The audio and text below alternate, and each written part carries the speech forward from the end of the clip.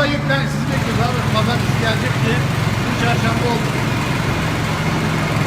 Hadi imanetçiler olur.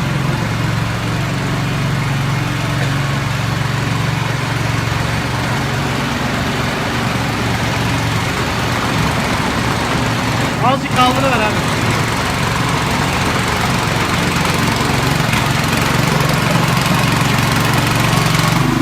Bak gelin burası. 6.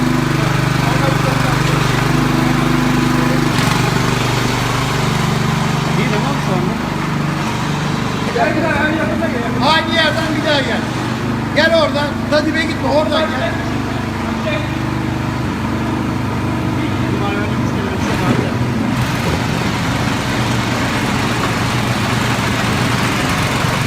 Kaldır abi. Gel ver.